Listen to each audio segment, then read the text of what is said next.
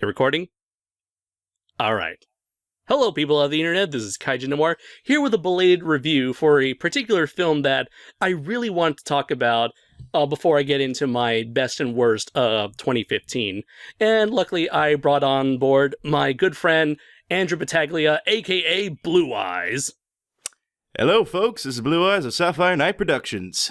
So now, what exactly are we going to talk about? Well, if you've already seen the title of this video, you should know that we are talking about Creed, which is the sorta spin-off continuation of the Rocky series that began all the way in, I believe, what was it, the late 70s, Andrew? Yes, it was like 1976, I believe. Yeah, it was around like 1977, actually. Okay, excellent. Same year as Star Wars. And of course, the series starred Sylvester Stallone. This was pretty much like the movie that kind of made him a big star. Rocky himself has become this big, iconic film character. And the last we saw this series was way back in 2006 with Rocky VI, otherwise known as Rocky Balboa. And now it's been almost 10 years since that film, and we have come here to talk about Creed, which stars the Michael B. Jordan as the son of Apollo Creed, who was the first opponent Rocky himself went up against in the first film, who later on became one of his closest friends as the series went on. So, Andrew, what was your experience with the Rocky series, and what were your thoughts going into Creed? Going into the Rocky series, it was more of a case where I knew about the Rocky series mainly due to my father, who was a big fan of them when he was a kid. He grew up watching the Rocky films, so he like say the Three Stooges, he helped me introduce them, especially when Rocky Balboa came on. I started watching a lot of the Rocky films whenever I could catch them on TV, and I even bought a DVD pack that had all six of the original Rocky films. I believe the first Rocky movie that I ever saw was Rocky Balboa, the newest one that came out at the time, because my dad knew about him so much, and he said, okay, let's watch a new Rocky movie. I watched it, and I was immediately hooked on, so I hunted down every single one of the original Rocky movies. I even have a book that has the entire history of Rocky, all the way up from Rocky 1 all the way to Rocky Balboa. I watched the original Rocky, which I think is a fantastic film and one that still holds up today. The second movie, I think, some people debated that it's just as good or even better. I like to say that it's probably the second best of the series until this one came along, but we'll get to that. The third one, the third one, strangely enough, used to be my favorite because it had that balance of being a lot of fun, but also taking itself seriously. I mean, how can you go wrong with a movie that has Sylvester Stallone going against both Mr. T and Hulk Hogan? Yeah, how can you go wrong? Especially when you have like you have Paulie trying to hit Hulk Hogan with a steel chair and failing miserably. The Ultimate Man versus the Ultimate Meatball. The Ultimate Meatball. And of course, you have Rocky IV, which is cheesy and kind of silly, but it was still a lot of fun. And then came Rocky V. Fuck that movie.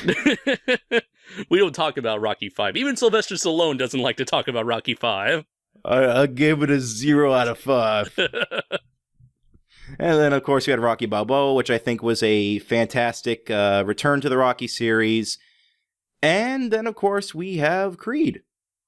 And sorry, go ahead. Before you ask me more questions, Andres, I have one question to ask you. Let me guess. Is it why the fuck did it took so long to get this review off the ground? Well, no, that's no. I remember. Don't you think I saw your last review, Andrew? With it, you're like fucking Andres, you fucking piece of shit. You take so goddamn long. Well, the hell were you when I was trying to do the shit? No, that's actually not my question. All right. Here's the question I have: is a question of life and death. And it depends on the entire world will depend on your decision making, whether or not this is true or not. Okay. You've seen me in real life. Yes. Do I look like Tommy Gunn? Yeah, I'd say so. Maybe. Maybe like a young. Really?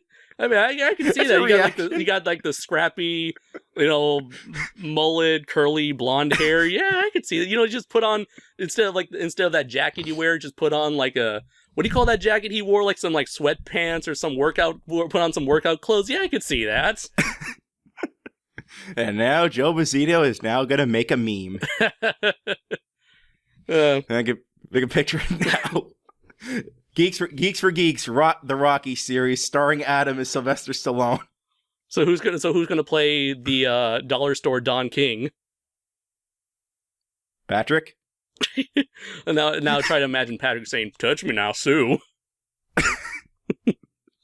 All right. So what were your immediate thoughts upon learning that the Rocky series was going to be resurrected in the form of Creed?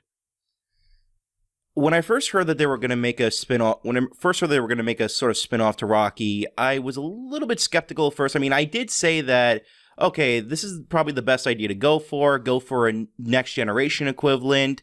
I wasn't sure exactly what they were going to do. I first thought at first they were going to do something like they were going to follow Rocky's son as the new boxer. But instead, when I found out that it was actually Creed's son, I was very interested. And unlike a lot of other movies, which I've seen over the past couple of years, where I've been kind of like going, yeah, I'm kind of excited, but I'm still keeping the objective viewing that I'm just hoping it's just a good movie. This, on the other hand, though, when I first saw the trailer, I knew it was going to be something special. I probably had the highest expectations of any movie that came out in 2015. Definitely. As for me and my personal history with the Rocky series, I think it was way back in middle school when my dad, he came home one day with a DVD box set of the first five Rocky movies. At this point, Rocky Balboa hadn't even been announced yet. So my entire family, my mom, dad, sister, and I, we all sat down in the living room and we just marathoned through all the Rocky movies. And I just immediately fell in love with the character, with Philadelphia, the entire series, the protagonist, antagonist, the supporting cast, Mickey, Rocky, Adrian, Paulie. The cheesesteaks. You gotta have the cheesesteaks to make it authentic, Yeah. They do make really good cheesesteaks. I can oblige by that since I've been to Philly. I wish I could say the same, but I have not been to Philly, unfortunately. But if I ever went there, you better believe that I will climb those steps and make that pose. So yeah, this was depends on which one though. Is it the one with Rocky won, or is it the one where he's holding Punchy in his hands? He's awkwardly holding. I just imagine, folks. Andres is awkwardly holding his arm like he's trying to hold something. He goes, "Yeah, Andres, what are you holding in your hands?" I don't know. It's an invisible dog, you know. Stop trying to ruin my moment. And so this was the series that made me a fan of Sylvester Stallone. Because I hadn't seen the Rambo movies at that point. Funny enough, I was aware of Rambo, the character, but not of Sylvester Stallone himself, being very young. And let's see, I remember I was very excited for when Rocky Balboa came out. I saw it, I loved it. It felt like an honest-to-God Rocky movie that made up for the travesty that was Rocky 5. I mean, I still enjoy it to an extent, but I guess I will say this, yeah, the first one is a masterpiece. The second one is a really great follow-up that naturally progresses the story in a believable way. Rocky 3 is all sorts of fun, very energetic. Same goes for number 4. 4 is just one big cartoon, but it still has a lot of emotional resonance, especially when it came to bidding farewell to the character of Apollo Creed. And I love the soundtrack to Rocky 4. Hearts on fire, strong desire. I remember, like, in fact, during the few times I've been to the snowy mountains here in California, I would just like, there'd be points where I would just like climb up to the top of the mountains and just shout, "Drago!" Of course, nobody would know what the fuck I was referencing. At which point I would just call. What are you doing? At which point I would just quote Mr. Potato Head from Toy Story. "You uncultured swines!" And I love Rocky. Like I mentioned before, Rocky 5 definitely has a lot of problems, but it's like I enjoy it just to watch Sylvester Stallone and the other characters do their thing, and Rocky 6 was a really touching send-off to the character. And so when I heard about when I heard about Creed, Like you, I was also very skeptical because we now live in an age where remakes, adaptations, and all that sort of stuff are more common than ever. But considering how they're calling this movie Creed and how it's a continuation as opposed to a full-on reboot, did give me some hope. And when I saw the trailer, it's like, okay, I can see what they're doing now. They're trying to draw a little bit of parallels between this and the first Rocky movie. And then when I saw Stallone there, I was like, okay, this seems to have some form of legitimacy here, because Sylvester Stallone, he's definitely a great actor. He may not always make the best movies, but he certainly knows how to. In the past, he's certainly shown a lot of great respect towards his own creation, and I figure with him on board that he would be able to help set this film help set this film in the right direction.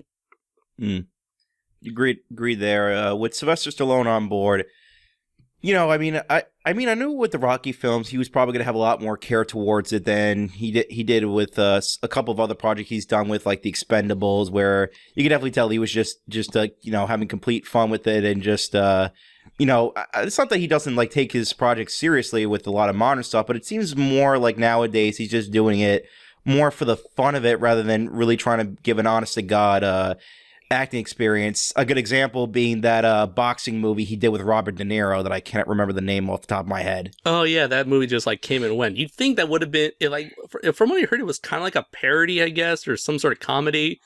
And you'd think that movie would have been like a big hit because like, hey, Sylvester Stallone and De Niro together. And then there was a movie, what was it called? Bullet to the Head, I think. That was his action movie comeback, his comeback action movie, and that didn't really go anywhere. It kind of went the same way as that Schwarzenegger action movie that he tried to make a comeback with but failed miserably. Yeah. Well, but wasn't there like another movie with both Stallone and Schwarzenegger together in the same film, or was that Bullet to the Head? That was the Expendables 2. No, but there was another movie I think they were together. They were like in a prison. I could be making my probably be, my memory must be like mixing things up. Yeah, I don't remember that. It might be though. Who knows? Like I haven't seen any modern Stallone movies except for this. I did see Spy Kids 3. I remember Stallone in that. No, I remember Stallone in that movie too because I had it engraved in my head as a kid because I saw it in the theaters. So yeah, Stallone's career isn't as successfully diverse as other actors, but when it counts, it fucking counts. Indeed. Yeah, so it's funny enough, like everyone kind of associates Stallone as being like this big action star, and yet whenever he tries to star in an action movie, it never seems to get as much critical praise or as commercial praise as his more dramatic stuff like this movie Balboa and even his other movie Rambo 4. I guess a part of that may due to the fact that a lot of people have been seeing a lot of action movies over the years, like say I don't know, like Transformers or something, where or like the Bourne movies or Mission Impossible. Yeah, pretty much those movies, or the newest movies coming out, like Red, where they're really pushing Taken, that's another one. I guess like with a lot of people, they have these new action stars to to kind of be there to give out these. They're kind of like in a way the placeholders for Stallone now, where a lot of people associate those guys with action films, whereas Stallone, people now like to associate him a lot more with the more dramatic stuff. It's not that they don't think of it, but a lot of people, I think, now want to see Stallone do more dramatic stuff as opposed to his more action stuff, like say the Expendables or whatever movies he's doing that are action movies. Not saying that people don't absolutely are against him being in action movies. I just think at this point audiences are becoming a little bit more smarter in how they think of Stallone now. I see. Wasn't like the third Expendable movie kind of a bomb or disappointment? I think it was. I don't know because I don't really follow the Expendables movies. I saw the first one, And that was a big deal. A lot of people made a big deal out of that one. Then I saw the second one, and there was a lot of big deal because it's like, oh, Bruce Willis and Schwarzenegger, they're having a much bigger part in here, and they have Chuck Norris, and that was like kind of towards the end of the Chuck Norris meme of popularity. And then with the third one, it was kind of like it came and went, and not many people. I don't remember not many people really talking about it. Yeah. So I guess it's like, all these characters that it's kind of like the novelty wore off at that point. Yeah, pretty much. So that brings us finally to the movie, to Creed itself, the movie Creed itself. Now, to give a brief plot synopsis for this film, basically Apollo Creed, he had a son outside of his marriage, where he ended up having a son. The son grew up with the name Adonis. What was it, Johnson? Adonis. It was actually, well, it was fully Adonis. Adonis Johnson. No. Yeah, I just checked it on Wikipedia, and yeah, of course, the greatest source for information. And in Adonis, he nicknamed Donnie. He grew up with his harsh life. He was in juvenile hall, I believe. Then in 1998, he gets adopted by Apollo's wife, who is played by the actress who played Mrs. Huxtable from The Cosby Show. And when I saw that, I was like, holy shit, it's her!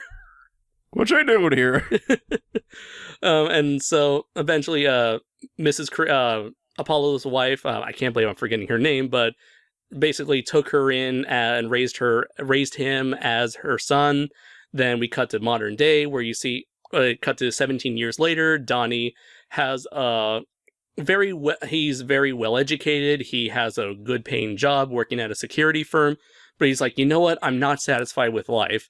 And he decides to leave the comfort of his job and his home and decides to pursue his dream of becoming a professional boxer, most likely inspired by, the actions of his late father.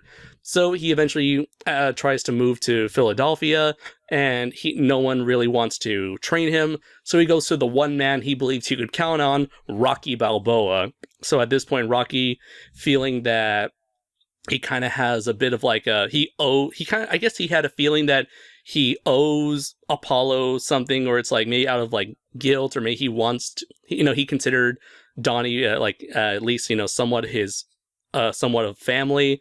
He goes on to train Donnie, and much like Rocky in the first movie, Donnie has like a 1 in a million chance of fighting one of the best boxers around. And so now he has to train himself, and kind of ends in a way tries to find or tries to affirm his purpose in life, trying to prove to himself and to the world that he was not a mistake and that he can make it on his own, despite in a way it's kind of like coming to appreciate his legacy while trying to strive to make a name for himself, and try to move out of the shadow of his father. Mm-hmm. So, initial thoughts on Creed, Andrew?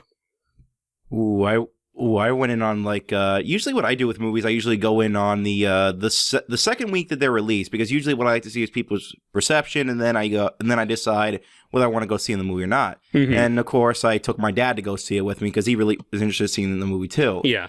And I had high expectations, and they did not disappoint. This was a fantastic film. I loved every second of it. I'm not sure if I would consider this... It's kind of a really weird thing right now, because I need to rewatch the original Rocky and Creed back to back in order to know which one is better, or if it might suffer from Godzilla syndrome, where I think the original 54 film and GMK are my two favorite films, and both are equally as great. Mm-hmm. So far, it's kind of in that little district, where both of them, I think, are equally as fantastic films as they were before. Mm-hmm. I love the story. I love the characters. Mm-hmm. I love just the overall look of the film. It feels very much like the original Rocky and Balboa. And I especially love the concept of the new generation, paving the way for the new generation while still respecting the old. Oh, yeah, absolutely. And I was really glad that they brought Rocky on board, because it doesn't feel like he doesn't feel tacked on where it's like, oh, hey, guess what? We have Rocky here. Hey, we have star power. Woo! He feels like he has a purpose in the story, not only to become a mentor for Donnie, but to also have some progression with Rocky, because this is like an older Rocky. He had his moment, his final moment of glory with Rocky with the last movie, where he's able to have one last go at being a boxer before he can finally feel satisfied and feel like he finally had enough and that he's ready to retire. Now we have a version of Rocky where it's like it's been 10 years since all his closest friends have either passed away or have moved on with life. Even his son is all the way in Vancouver. He kind of became someone that he doesn't really. You can definitely tell he has a loving relationship with his son, but they just aren't very close in that personal sort of way. So he's very much so alone, and so when he meets Donnie, it kind of gives him a new purpose in life, because in this movie, he feels like he's just ready to give up. He's like, you know what? If I were to die right here, I wouldn't care, because I feel like I'm just done. I'm just done with living in this world. But yeah, it gives him a new sense of purpose. It gives him a new reason. It gives him something. Donnie helps give him something to strive for. And I really love that familial, almost like father-son bond that he develops with Donnie. Great here. Although I should mention, we should probably mention a little bit, though. There's going to be a little bit of spoilers with here, because we're probably going to mention a couple of things that probably will spoil the movie a bit. So, spoiler alert. Yeah, it's been quite a while since the movie came out. It's out of theaters at this point. Yeah. Which, by the way, Paulie dies. Yeah, I was really I was really sad to hear that, because like the actor himself, he's still alive, and I wish they could have brought him back just to see good old Paulie being his good old asshole-ish self again. But it makes sense in context to the story that they needed to have that scene where Rocky's in the cemetery. He's looking at both the graves of Paulie and Adrian, and it gives him that, helps the audience understand his feelings of isolation. Yeah. Like, I remember when I first saw the scene, I didn't know that Paulie died until I saw the grave scene. Yeah. And from that point on, a lot of things really started to make sense, and how they're going to portray Rocky in the film, and just how the story is going to go along in terms of pacing. And it's a lot, strangely enough, there's actually a lot more of a slower pace than a lot of the other Rocky films that I've seen over the past couple of years. Mm-hmm. I don't know if you saw that, Andres, but I kind of felt like this movie was a little bit, it took its time, and it did a great job at it. A great job of just telling its story with being as, it knew the right balance between being both slow, but it knew when to be fast. It knew when to have its fast pace. Yeah. In a way, I think that helped also complements the original, Rocky film, where they introduce Donnie. They show where he came from. They show his what he wants to achieve early on. Then they work on building the supporting cast, his relationship with Bianca, and his mentor. And eventually just things escalate at a natural pace to its eventual climax. Exactly. Speaking of which, should we start off with each of the characters, or should we just be general with it? Yeah, we can get into the characters. You can start off. All right. We're going to start off, of course, with our main character, Adonis Creed, or Donnie Johnson, whichever way you want to call him. Or the Human Torch. Or the Human Torch. Or he's probably not going to be called the Human Torch for long. No, he won't, and thank God he won't. Yeah, what were your thoughts on our new protagonist? It's really funny because recently I was recording another review, and I usually use this term with characters like these. I always call them legacy characters, where they have a heritage behind them that's very big in terms of the story, but you could tell they're trying to make it on their own while still trying to respect their family legacy. And with Creed, he's probably the best example I've seen in quite a while. And I've always loved seeing legacy characters, and I kind of wish that a lot of media nowadays, when it comes to famous franchises, would start taking advantage of this concept. Mhm. And I do hope with Creed it'll kind of be that example of how to do a legacy character correctly. And maybe we could start seeing this with a lot of maybe superheroes in comics. I remember that they did that once with Dick Grayson when he took over the cowl of Batman in the New 52 comics.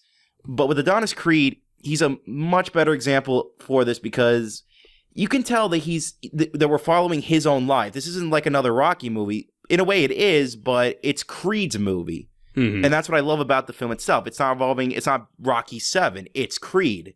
We're following his story. We're following his life and what he goes through.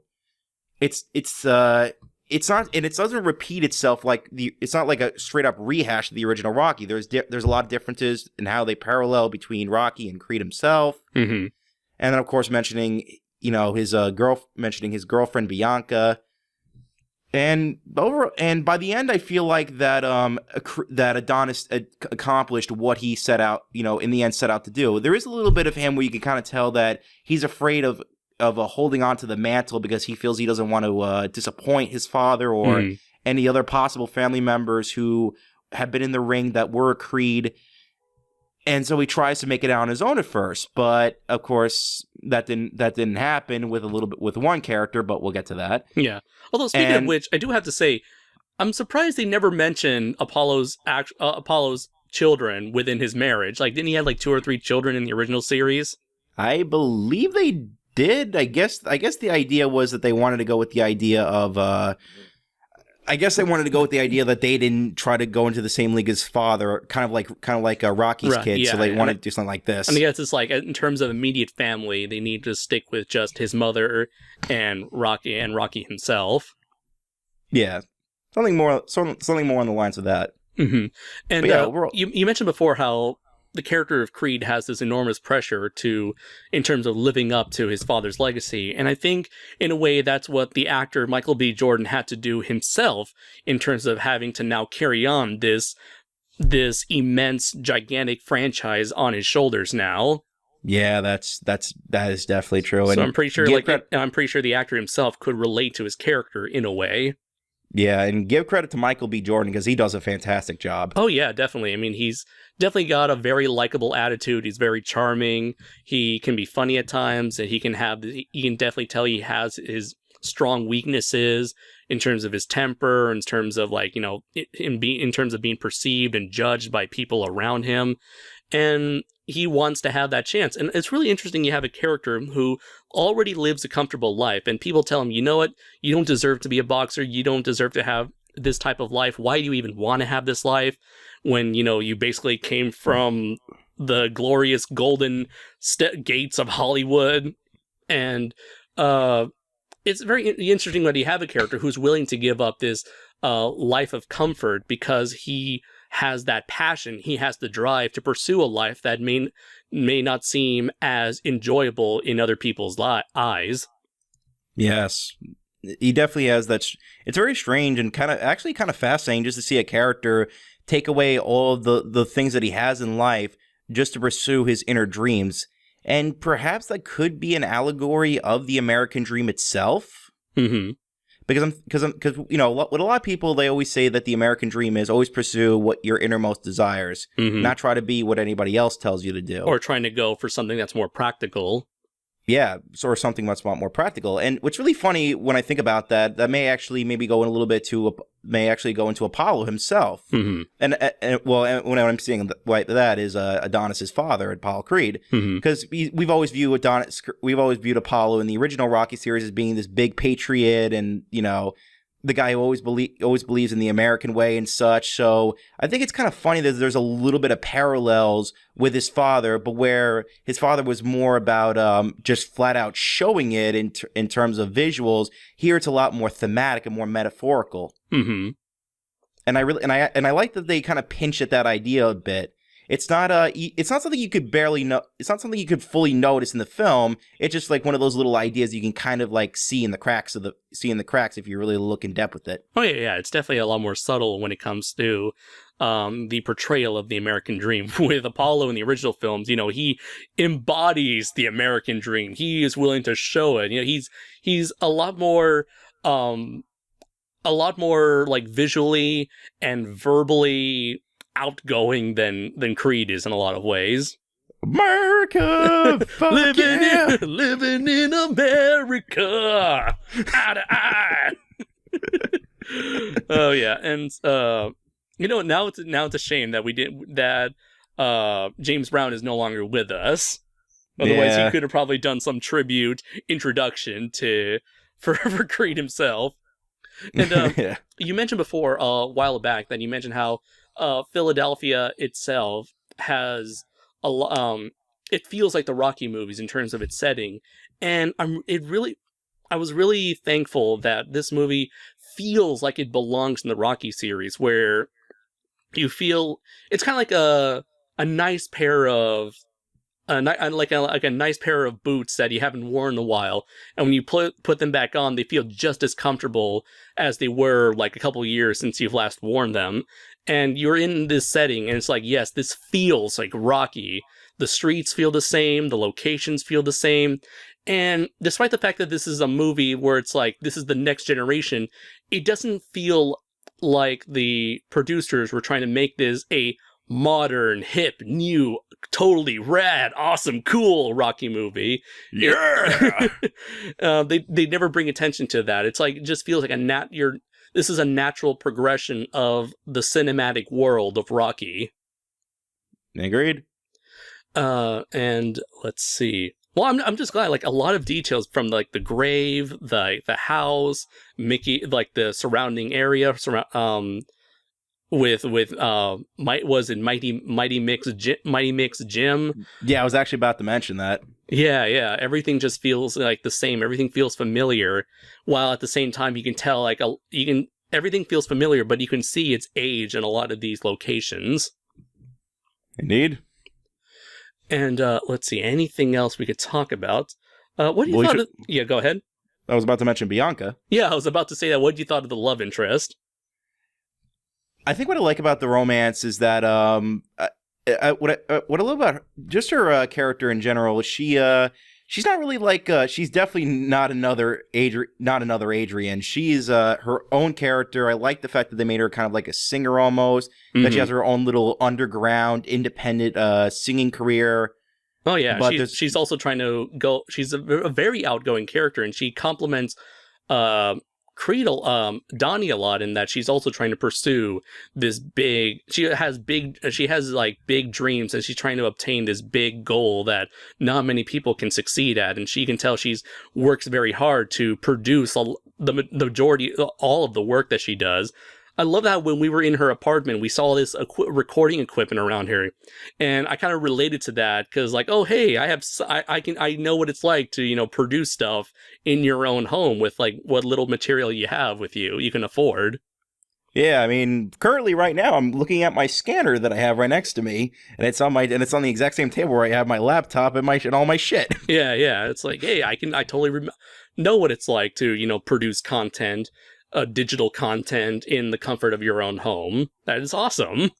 Yeah, and also another thing that I like when it comes to the relationship between the two is that they both have those big dreams, but where she's a lot more optimistic and always thinks of the big kind of, I guess you could say that Bianca dreams a lot more, but whereas Adonis is a lot more stressed out about things and he's a lot more grounded.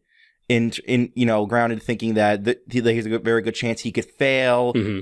Where she thinks that she can succeed if she tries her best. Mm-hmm. I like that little parallel in there too. That they're kind of opposite ends, but they're both the same at the same time. It's very interesting that the person who has lived a more pampered life is the one that feels who is the most concerned about failing. Yeah, it's very interesting. Another thing that we should mention is also the fact that she is suffering from a syndrome that will cause her to become deaf.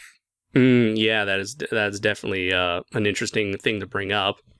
Because there's one scene in the movie where they were talking about ASL, which I can kind of relate to since currently I'm trying to learn how to do ASL. Mm-hmm. But during the scene, I thought it was kind of a weird feeling of it's both a happy little moment just to see them interact, but at the same time, there's a big form of tragedy knowing that sooner or later she won't be able to hear anymore. Mm-hmm.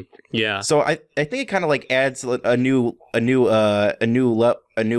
to the romance, where you can tell that they both care about each other, but sooner or later there's going to come to a point where she can no longer be able to fully interact with Adonis like how they were in the movie. Right, right. And from what I understand, there's going to be like 1 or 2 sequels to this film. So that would be an interesting thing to touch upon, to see how Adani can be able to further continue this relationship with this particular obstacle.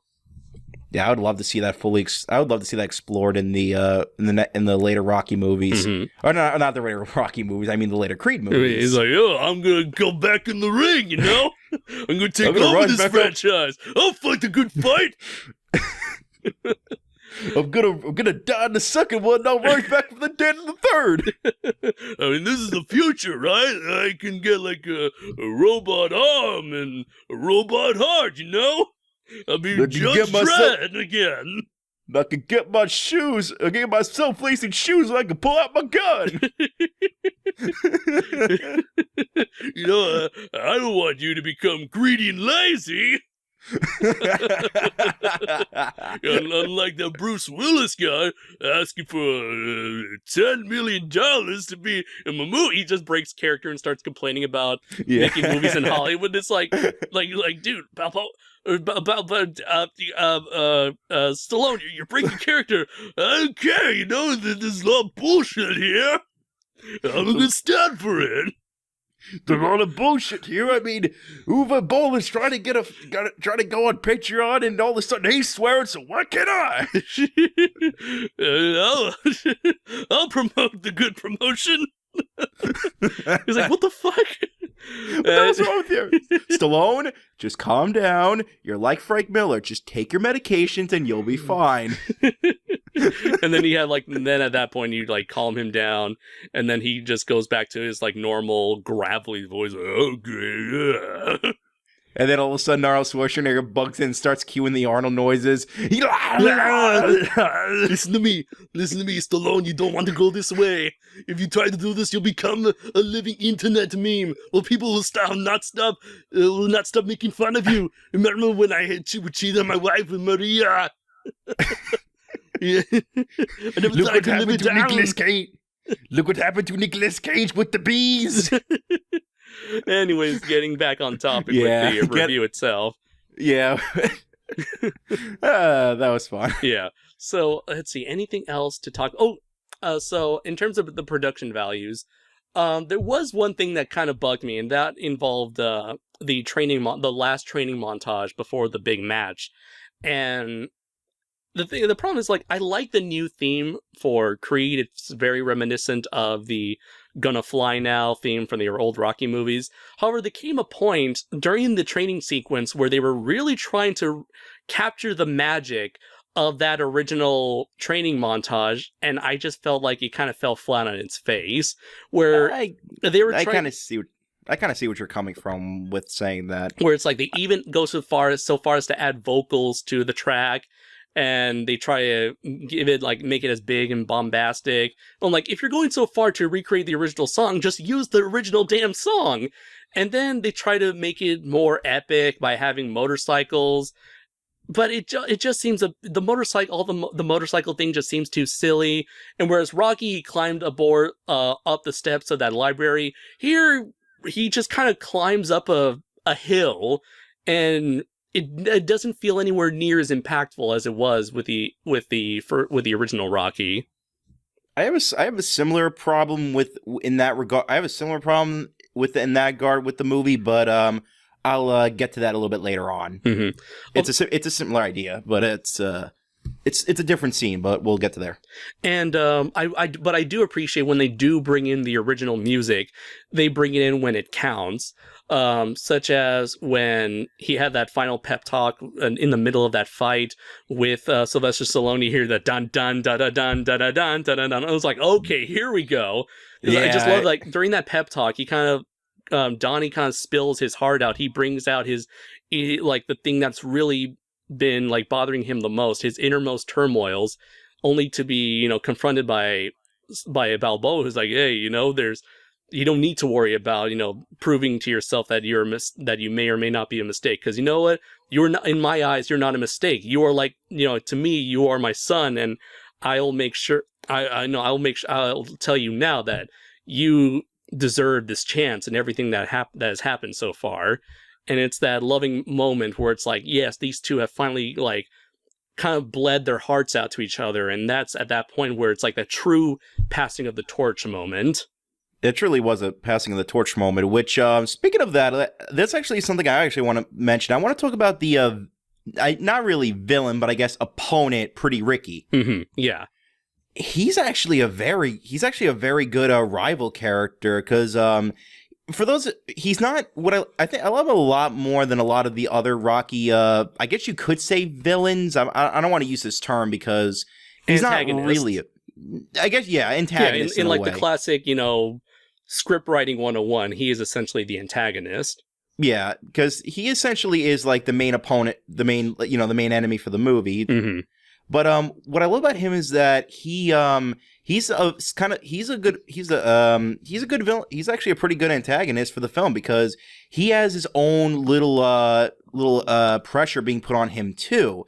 Because they explain in the movie that he went through an incident and he only has one match left before he's sent to prison. And he has a family, right? Yeah, and he has a family. He has a wife and kids. Yeah. So he's had a lot of pressure on him to make sure that this one big match is. He wants this one final match that'll make sure that he can be remembered until he can get back in the ring again. So he was trying to find opponents until eventually the news broke out of that they found Creed's son. He wants to challenge him, mm-hmm. and I get the feeling, and I think what I like about Pretty Ricky is that there's this kind of strange contrast with Adonis himself, because both of them have a lot of pressure being put on them, but it's for their own different reasons. Yeah, and in ways both of them have a need to prove themselves. You have Pretty Ricky, who wants to prove that he can take on the legacy of Creed, whereas Adonis, he feels the need to prove he is worthy of the legacy of Creed. Yeah, I like that little contrast between the two. Mm-hmm. And of course, like with the final fight, it's definitely entertaining. It's that right balance between being brutal and just being full out fun. Oh yeah, absolutely. And funny enough, I do want to bring this up where the Rocky movies, first off, I'll tell you that I am not a sports person. I've never been invested in sports in general, and yet when I saw the Rocky movies, it got me really riled up to see, Rocky, and whether it's like Rocky, Apollo, Ivan Drago, Clubber Lang just beating the shit out of each other, and it got me real, pumped up, really amped to see these fights, because they were very, very entertaining and brutal as hell. And then, funny enough, I remember when I first saw like a real boxing match, I was like, "Wow, this looks nowhere near as interesting as a Rocky movie." Only because that's the power. That's the power of cinema.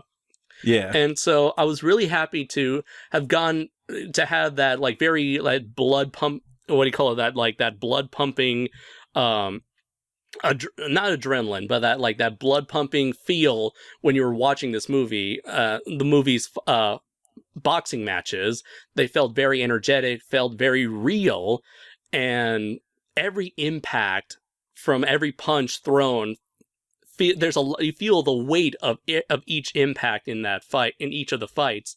And I was really impressed by the cinematography used in this film, especially because I've made this complaint numerous times in many of my reviews where I hate the whole shaky cam quick cut aesthetic, and none of that is featured here. And I love how there are even long takes where the camera just stays focused on the characters and not cutting for almost minutes at a time. Yeah, I would agree with when it comes to the final fights, when it comes to those long shots. Being a guy who's also not really a big sports guy, although I've had as a child, I have had a big history with watching wrestling and the such. Mm-hmm.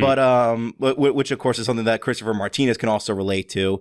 Mm-hmm. But watching watching the Rocky films, I've always, really enjoyed the fight scenes. They're very brutal, but they're also very entertaining at the same time. And with here, they know that right balance of that, but also there's like a lot of long shots going on where it feels like every punch feels like very impactful in that sense. Mm-hmm. But at the same time, this is also my biggest problem with the movie. Not the fight itself, but the ending, which is basically a full out exactly like Rocky 1. And in case any of you are wondering, yes, Apollo does lose. Mm-hmm. And I get the idea that it's supposed to be that Creed proves himself that he can live up to the name. But a part of me just kind of thinks this is straight up Rocky 1. you were getting Force Awakens syndrome, weren't you? I was getting a bit of Force Awakens syndrome, but with there that made a little bit more sense because they were playing it safe. Mm-hmm. Here they were trying to break a lot more boundaries, and it just feels just out of nowhere, last minute. Nope, it's exactly like Rocky 1. And of course, it's that you really can tell annoyed me. Yeah, and the fact that they already confirmed that their sequels are going to be made, you're like, okay, now I know where this is going. Yeah, like now we know, like somewhere along the line, he's going to win the title. I don't know. I know it'd be kind of weird for some people if Creed didn't win the championship, but I just think that would be kind of a better. Because then you'll have people who's like, how is he able to become champion when he's barely a boxer? Yeah, like something like that explanation. I can kind of see why they may have tried that with the ending, but I would rather have that than this because it just feels too much rehashing of the original Rocky. And like, kind of like you when it comes to the running scene. I didn't notice that too much, though I do see where you're coming from. But here, it's just if you're gonna recycle the full out ending, just include everything flat out. Bianca! Yeah, just include him screaming on the top of his head, looking for Bianca. Yeah. Yo, Bianca, I did it! He raises the belt. Wait a minute, that's Rocky 2. wait, I can imagine if he actually did win the title, with the exception of my kid being born. Oh wait, I don't have a kid. Ooh, yeah. Yo, with the exception of my dad being dead. And the exception of my dad being dead. That's the greatest moment of my life. Oh, that sounds so wrong. Oh. Oh, there goes my fan base. And I do love that final moment where there's this very touching moment shared between Rocky and Donnie. They're climbing up the steps, and it's very interesting seeing Rocky. He wants to, at this point it's a big thing in the movie where Rocky has cancer, and it's at this point where you really see that thing I mentioned before, where Rocky he doesn't have that drive to continue living, and it's interesting that I don't think we were ever told how Adrian died in Rocky Balboa, but upon learning that she herself went through chemotherapy, and chemotherapy, didn't work out for her, it only caused her more pain and suffering during the last, few months of her life. And it's very interesting to see Rocky being forced to confront that sort of thing and being brave enough to continue with the chemotherapy procedure. And I feel really bad for Rocky because, throughout the entire films, especially later on, his body he's had a lot of shit happen to his body, whether it's like brain damage or like a heart condition, or the pure physical beatings he's taken, and now he had cancer put upon him. Like, this guy, his body could not catch a break. He can't catch a break. But then again, maybe he's like Haru Nakajima, where if he gets dynamites to the balls, he can survive through it. He'll fight the good fight. He'll fight the good fight.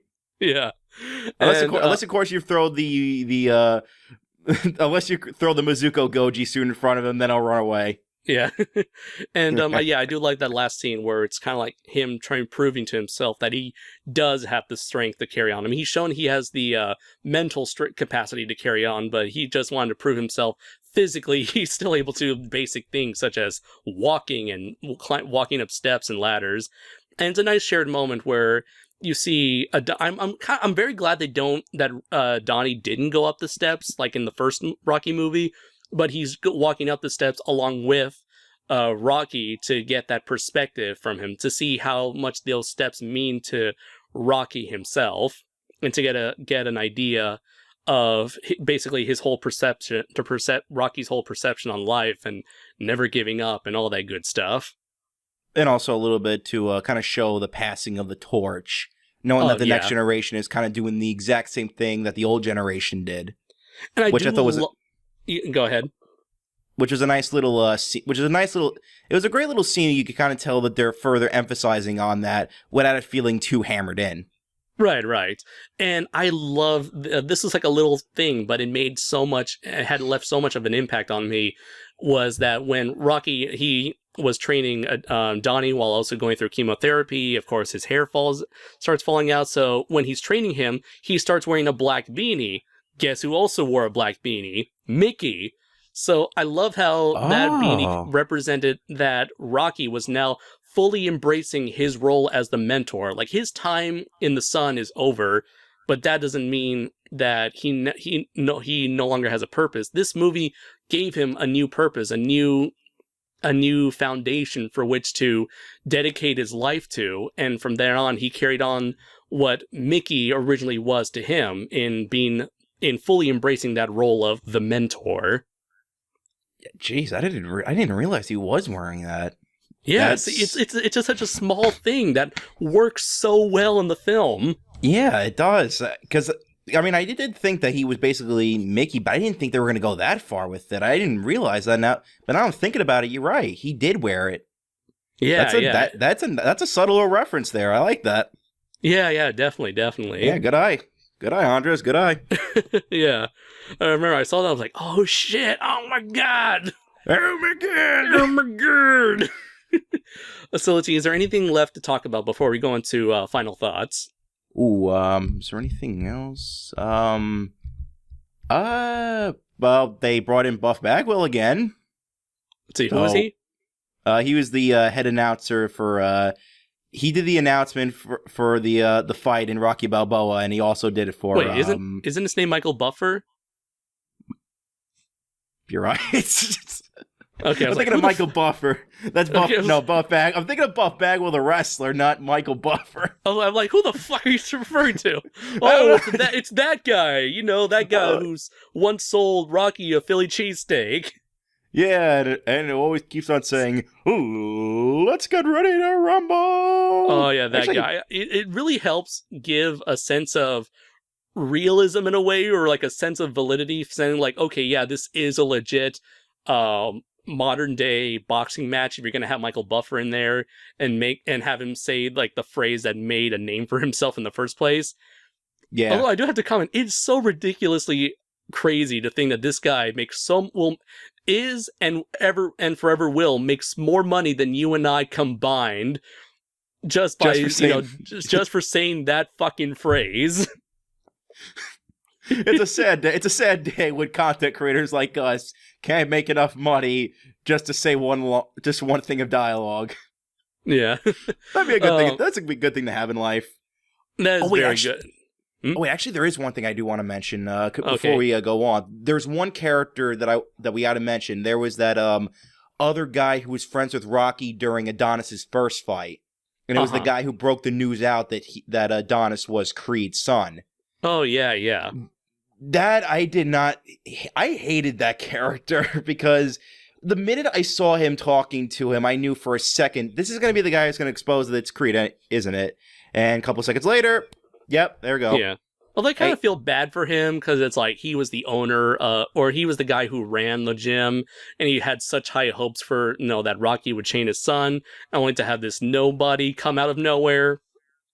Only because of his legacy. I did feel for him, and I also felt for Rocky himself, because that was like a personal choice he made, but he still feels guilt for kind of leaving out the man who helped continue, running that gym that meant so much to him. I kind of see that way, but I just thought it was a bit like really just kind of generic, like to see that. I guess it's because I've seen so many times that it's not really surprising that they would come up with a moment like that. It kind of reminds me of Mhm. InGen guy from Jurassic World. Like, you can definitely tell that the actor's still doing a damn good job, whereas opposed to like in Jurassic World, the guy was just having a lot of fun with it. Oh, you mean Here, Vincent D'Onofrio's character? yeah, D'Onofrio's character. It Oh, kind of okay. feels like the Rocky equivalent of this, except I mean, the actor does do a good job portraying the character, the owner of the box of Mickey's gym. Mickey's yeah, Mickey's gym. But the character was just so shallow. I just Uh-huh. didn't. I know. I mean, I get what you're saying, but it's just I've seen this idea done so many times. I'm not surprised. It's the minute I saw him, the minute I knew he was going to be the guy to reveal the news. Yeah. It's like, don't worry, your secret's safe with me. Not for long. Early, You imagine wait, he's doing like the Dr. Evil pose with the pinky. no, even better yet, he'll do the Ogon bat laugh. Oh. He kind of sounds like Count Dracula when he's laughing for some reason. Well, obviously he has the whole bat connection. But anyways, final thoughts on Creed. I love this movie. I think it is probably the best Rocky related thing since the original Rocky. Again, I'm not sure if I think it's better than the original Rocky. I think right now they're kind of tied. Is it better than Rocky versus communism? Yes, it is better than Rocky versus communism. It's better than Rocky versus the Mohawk grenade. Trying to get that reference, but yeah, But what else can I say about Creed? Great characters, great story, great action. Just overall, just a well put together movie. One that could have been really bad. One that could have been just there to cash in on the Rocky name. No, not this movie. They knew a lot better, and this will and I'm praying to God that this will lead to a new next gen Rocky series that the next generation can say, "Hey, we have our own Rocky, and it's Creed."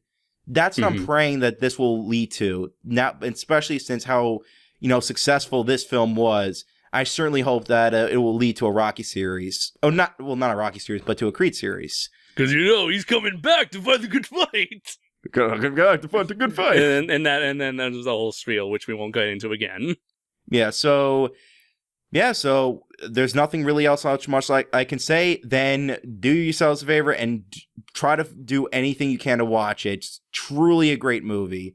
And I'll give my rating out for it. I give Creed, I'll probably give it, as of right now, 4.5 silver stars out of 5, knowing my ratings. So what is the difference between your silver and bronze and gold stars? Oh, it's usually a high, medium to low rating. Think of it kind of like you have a 70, 71 to 70.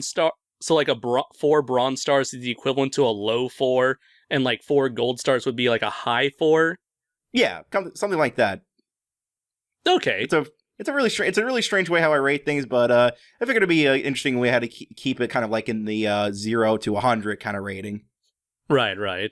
We know I tend to be a very basic man with basic needs, and that's why I only tend to go with strict 1 to 5 digits.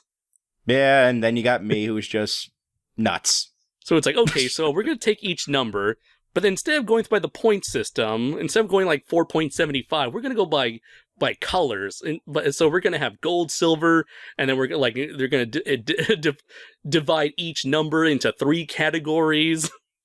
And then if we have a famous franchise that I love, we're going to color them into something blue or black or red, knowing the franchise that it probably comes around. And if it's Halloween, we'll make them all orange for no fucking reason. We'll make them pumpkins. So we'll give them 4 bronze pumpkins out of 5. Funny enough, I actually thought that was what the Hills Have Eyes reviews. And then, like when I review the Sonic games, I'm gonna give them 3 gold Chaos Emeralds out of 5. I might do that right now. I might just do that. Thanks, Andres. It's like, and then when I review Evangelion, I'm gonna give him what's something from Evangelion. Come on, go on. Oh, four. I'm losing. Wait, I'm losing the audience here. wait, four crosses out of 5. Yeah, four silver crosses out of 5. Exploding crosses out of 5. Or 4.5. No, wait. I give Evangelion 5 gold penguins out of 5. Yeah, there we go. So yeah, and a congratulations on top of it. So sorry, what was your rating again? It was 4.5 silver stars out of 5. Which, if anybody's looking for general, that would be a 95 out of 100. Excellent. And I pretty much agree with you on all ends right there. Looking at this movie, I was like, okay, I thought it was a great movie. However, that's what I loved. I'm really glad I had the chance to bring you on board for this review, Andrew, in that this our discussion here reaffirmed my thoughts and gave me a new further appreciation for the movie and its accomplishments. It goes well beyond my expectations. It blew away my fears that this was going to be some form of cash-in, a soulless Hollywood corporate cash-in on the popular name. And the fact that, the movie's called Creed, not Rocky, is very kind of evocative of that, how they're trying to do a new thing with a familiar brand. And so, yeah, great story, great characters. It brings you back into this world. It's going to satisfy old school Rocky fans, and will bring in new fans who probably like Michael B. Jordan, or they like boxing, sports dramas, and all that sort of stuff. So I gladly give this a 5 out of 5, and it's most likely going to be on my top 5 list for films from 2015. Indeed, it would definitely be on my list. So thank you very much, Andrew, for joining me on this review. And I will say that, to your credit, you were the one that came up with the idea of having us review this movie together. Yeah, funny enough, originally I was going to do this. I was going to put Creed along with the end of the 2015 end of the year impression video that I did on the Peanuts and Star Wars, which I'll get to that when I'm pimping myself out. But I was going to put in Creed, but then I said, you know what, Andres hasn't, and then you mentioned that you haven't seen this movie yet, so I'm like, hey, you know what, there's an idea for us to do a crossover review. Yeah, not to mention it has been quite a while.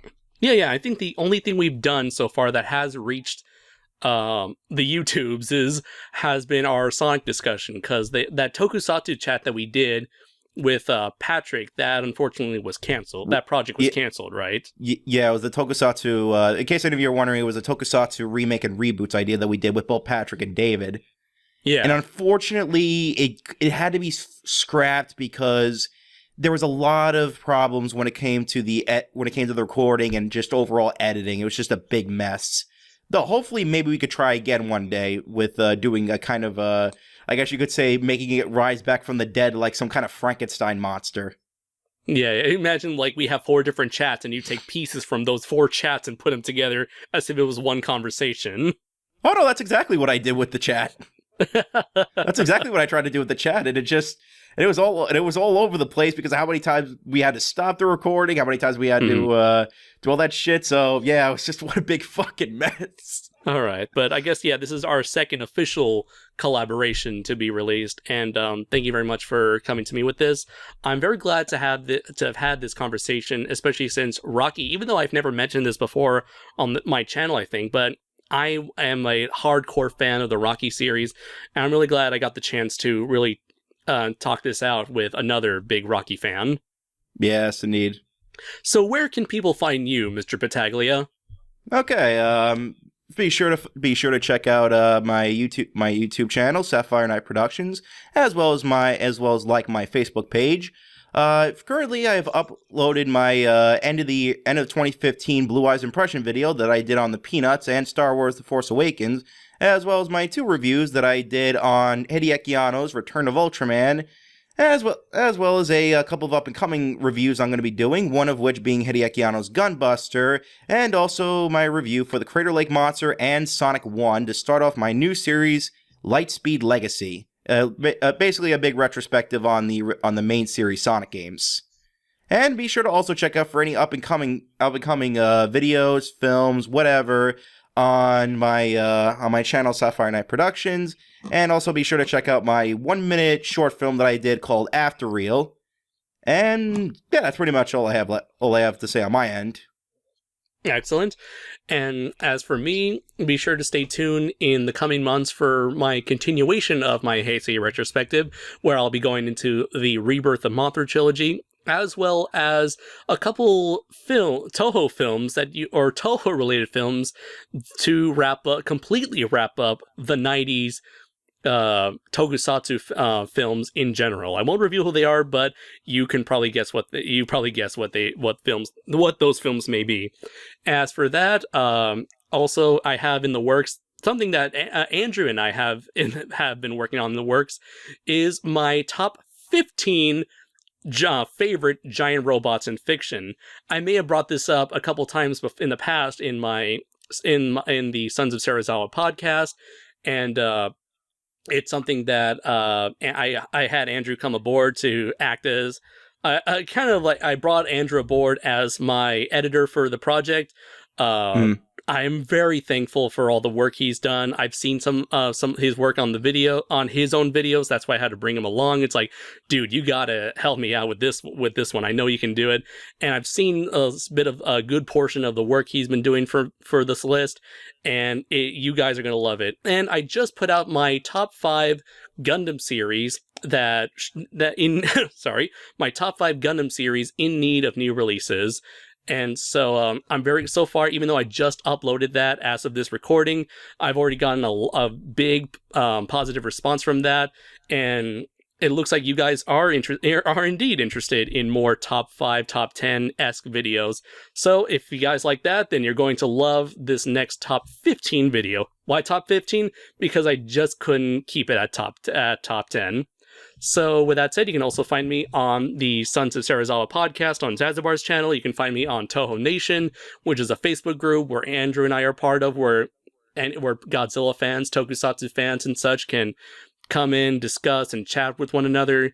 You can also find me, Zazabar, Gorazard, and Dylan, and Super DM64, all on our Facebook page, the SOS Network homepage. So without further ado, I believe that is it. So once again, this has been Andrew Battaglia, aka BlueEyes. Yep. And I have been Andres Perez, aka Kaiju Noir. So until next time, everybody, take care.